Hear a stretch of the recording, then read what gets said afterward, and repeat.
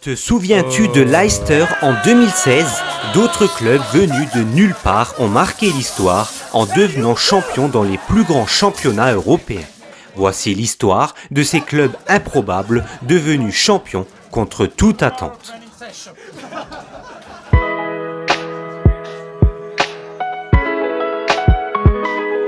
C'est l'un des plus grands exploits du championnat italien. En 1985, l'Hellas Vérone est sacré champion d'Italie dans une Serie A ultra compétitive où la Juventus, l'Inter et le Milan règnent. Sous la houlette d'Osvaldo Bagnoli, Vérone joue un football discipliné et courageux.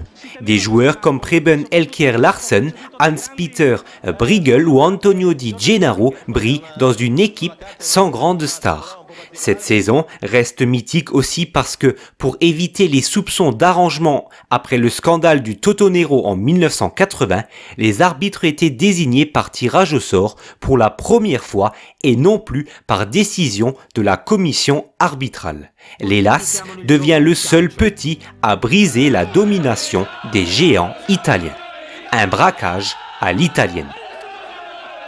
C'est l'un des exploits les plus fous du football allemand. En 1998, le FC Kaiserslautern est sacré champion d'Allemagne en tant que promu.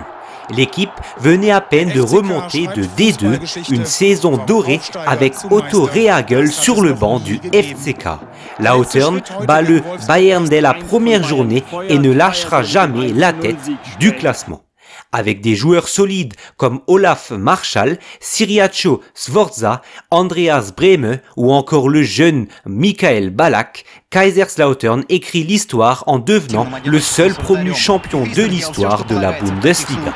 Un conte de fées gravé dans la légende. Le Racing Club de Lens, club populaire du Nord, crée la surprise en 1998 en remportant son premier et unique titre de champion de France. Porté par une équipe soudée avec Anto Drobniak, Stéphane Ziani, Tony Vérel ou encore Eric Sicora, l'équipe entraînée par Daniel Leclerc joue un football simple et efficace. À égalité de points avec le FC Metz à la dernière journée du championnat, Lens décroche le titre à la différence de but avec un match nul à Auxerre. Un titre historique pour les 100 et or qui aura illuminé l'année du mondial français. En 2000, le Deportivo La Corogne devient le premier club galicien à remporter la Liga.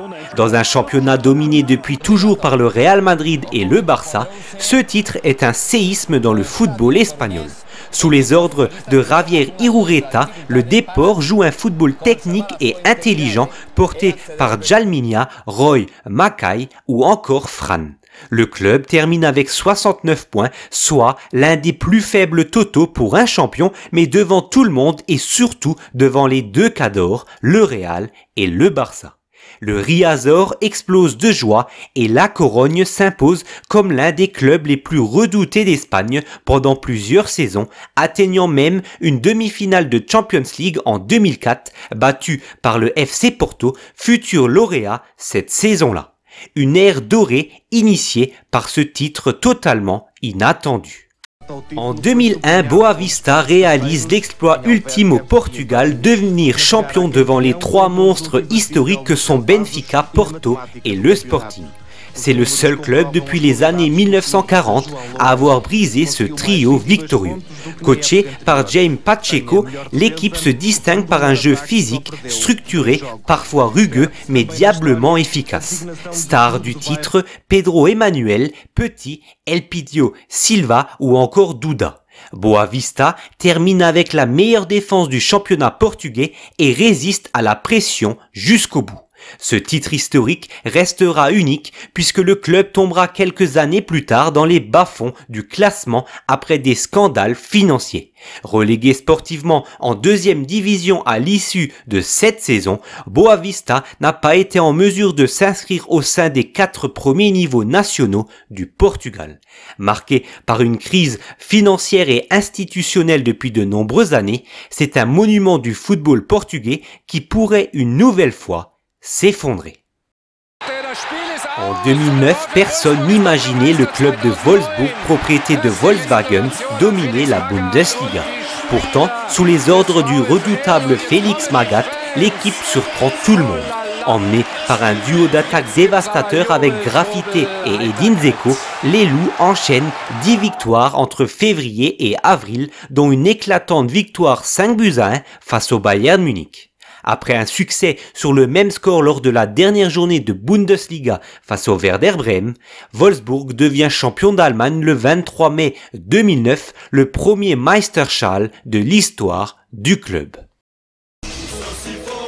C'est une victoire qui a bouleversé le football turc. En 2010, Bursaspor devient champion de Turquie devançant Fenerbahçe, Galatasaray et Beşiktaş, les trois géants d'Istanbul.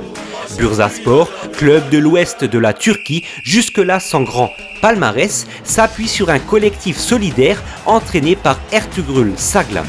Avec des joueurs comme Ozan İpek, Serkan Yildirim ou le gardien Dimitar Ivankov, Bursaspor joue un football direct et discipliné.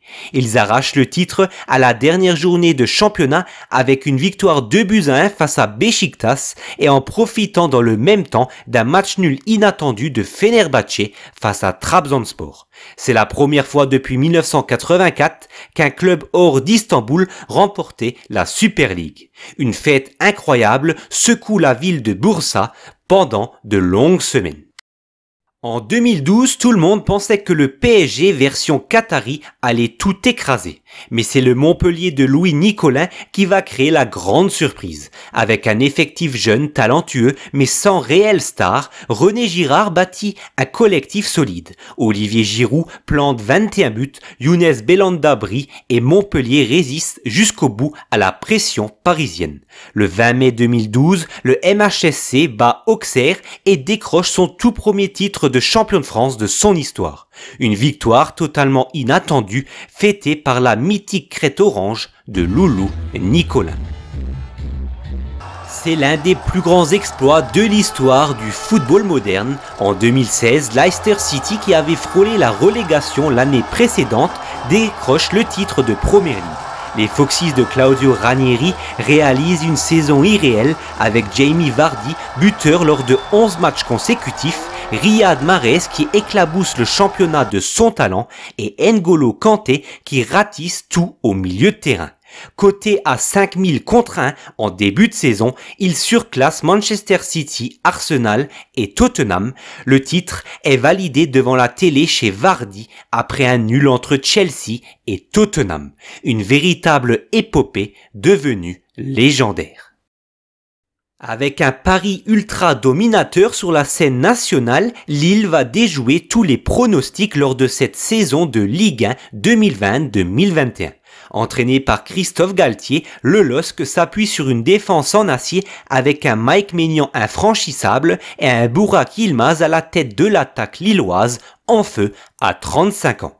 Jonathan David fait également le travail en attaque. Le collectif lillois ne craque jamais dans le sprint final. Avec 83 points au total, Lille remporte son 4e titre de champion de France 10 ans après le dernier.